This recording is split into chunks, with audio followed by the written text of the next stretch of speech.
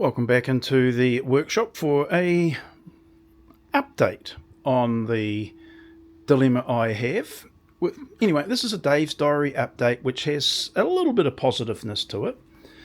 I broke out the brand new 3 meter long track saw rail, and took my time this time, having learned a few lessons since I first bought a track rail system, and I made sure that I cut my splinter guard, or the rubber, I don't know whether it actually prevents splinters. It must do. Okay, let's just say it does. Splinter guard, what do I know? And I made sure to put an extension on one end, make the cut, go along almost to the other end, then put another extension on the rail to finish, because other times when I've done it I haven't had those extensions to add on, and of course the little bit of the splinter guard on the ends is not really cut 100% perfectly. Anyway, that's not the point of this video. I was having, for just a quick bit of reference again, this does follow on from the previous two videos, and I was having trouble. I found trouble with the squareness of the cut. Somewhat perplexed, and I adjusted the track saw base to be what I thought was correct cut, and then I found, when I showed in the video, oh, how clever am I, isn't it perfectly square? Yay. Came down the other end and not perfectly square. I did that a couple of times, and I repeated the same. I got the same outcome, that it wasn't perfectly square. I made a educated guess that the 1.9 meter length rail, that one over there, and this accessory rail which was being used, there may, and it's just a guess, have been a discrepancy in the thickness at this point. So as it transitioned off the 1.9 meter rail, this felt lower than the 1.9 meter rail, so therefore it was canting the saw over, creating the error, because the error seemed to start and finish around about where the join was. Now, was that coincidence, or was that actually what was happening? My logic would say that if the track saw went off of the 1.9 onto this, that it would drop down evenly onto these two friction surfaces. That would be my contention, and I can't see how that wasn't the case. However, the coincidence was at that point. So I applied, whether it's Occam's razor or just good common sense, if I remove that issue, which I was able to, luckily, because I'd already purchased this when it was on special, a little bit special, at a slightly lower price, the 3 meter rail, thinking that no join is going to be better than having a join and some incompatibility in the machining or manufacture of the two pieces. That said, I did make comment about the Makita to Makita, original Makita to Makita rails, also having a little bit of a discrepancy, and that was in the gauge where the track saw mates up. This part here, all things being equal, when they're used individually, it's not a problem. But when you use them with another rail, a problem. And that had been something other people had noticed as well over many years. So obviously it's known to Makita. So I'm giving them a wee bit of taking half a point off, because they had a chance in their manufacturing to counter that problem. But I purchased these rails about a year ago, not even, and it still existed, compared to like 3 years ago, 4 years ago, when I saw the video, or the date of it at least. Anyway, long story short, one of the guys made the comment that to eliminate that problem, i.e. the incompatibility, or ever so slight be it, incompatibility of joining when you join rails, he purchased a 3 metre rail. I did too, for that reason, and it was had a 15-20% reduction in price. So, yay! Went and purchased it.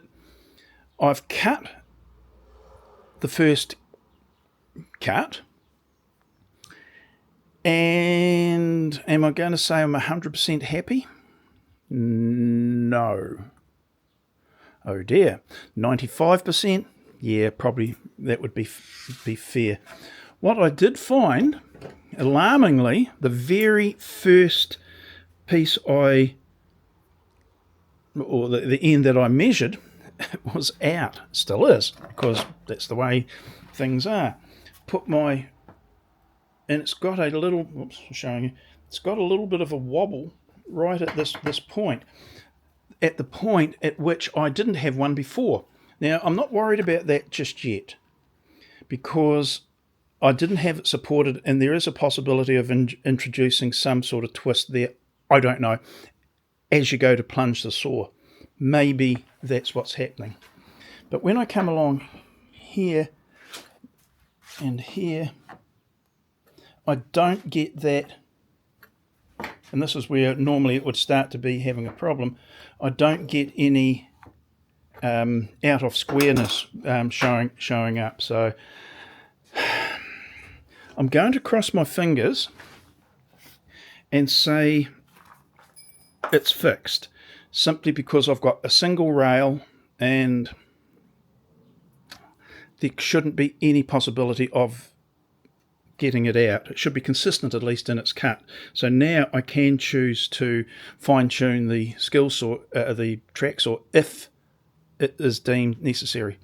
So was joining the two rails together the problem? Really looks like it is. Will this problem forever have now been eliminated? Oh God, I hope so, because it's just a bit of a nuisance. The other thing is, I was always a bit dubious about the consistency of a cut when you transition from one track to the other. The chances that it was out exist simply because two pieces have been joined together, and depending upon the machining at the time of manufacture would determine whether I got it right or not. Plus, when I join them together, I might not get them 100% joined together at that point, or when I go to lift them with their own weight, tweak them so that they wouldn't join together or stay consistent in that point. One piece, got no problem. Look after it. Do not tweak or bang or drop the case that it comes in. So I'll be making darn sure of that. But yeah. One of the things, again, this is just a practicality, and this is why I was saying in one of the videos, the last one or the previous one, working alone only allows you to learn at a certain rate or level. Having someone with you to ask you awkward questions that you were just taking for granted sometimes is where the learning process kicks into high gear, and you do actually learn something. That's where I thought, having these videos made, I can get to hear my own voice, oh yay, or not, and then I can contemplate what it was I said or tried to explain, and that way. Anyway, one of the things was, I was making a comment about the storage of the bits that I'm cutting, and I'd be more likely to get them down and use them if they weren't hard to move around. So therefore cutting them smaller and therefore more able to be moved around and lighter, I'd more likely use them on those rare occasions. They're a bit difficult to get. Let's just leave them up there. Ditto for the track saw track. Normally it resides up there for no other reason than I had no other place to put a 3 metre long track, and it's 3 metre plus because of the box. So I popped it up there, and then I thought getting it down means getting up on the stalls, and it's awkward, especially when you've got stuff in the way. So anyway, got it down, thought, oh, I wouldn't want to drop or do anything bad to this. And I was thinking, in that case, what it's really telling me, it needs to be down lower. So that's just on a safety and practical perspective. And I'm more likely to now use the 3 metre rail, because now I've got it open, if it was down here rather than up there, because I don't need to go outside and get a step ladder, which is also, you could question, not as safe. So there's a couple of just practical points about using longer, awkward items, heavier, awkward items, get them down lower so that you can protect yourself and you're more likely, as I say, to use them. That's the thinking. Don't think that's unreasonable either. So I have to reorientate some of the stuff. Can't be there, ideally, because that's my the roll of plastic, and it's there so that I can roll it out, cut a piece off, nice and neat, so that I can use it to line my garden boxes. So that needs to stay where it is, but I'm wondering whether that might be, because I can reach that next level. Lower, not so practical, because that's where some of these other cabinets and that go in, and they need to be interrupted there. Or, no, I think it's going to have to be there. I was wanting it up high because it could run through and above all these other stuff that I put on the end. So there's all these practical things that you really do have to think of. When I remake the storage units, they were going to be made lower. So it may be that they... Well, no, that's right. I'm going to be putting it down lower, aren't I?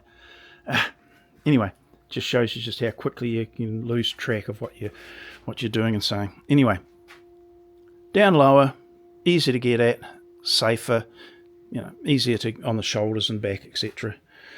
Has this solved the problem? Hope so. Think so. Wouldn't have thought so, because I would have thought the tracks all would have gone off evenly over from one track to the other, therefore not affecting the squareness of the cut. But I can't argue with the output thus far. One cut. Follow all that? Hope so, because I think in there somewhere was a good point. If you're cutting one piece, one length, have your track suitable, available, if you can afford to buy these sorts of things. When you see some people's workshops, I'm thinking, oh, crikey, how much does those, that series of, say, clamps or planes or something cost? So there is those questions. Righty-ho. Hopefully it's resolved. Fingers crossed that it is. Okay, see you in the next one now. Bye.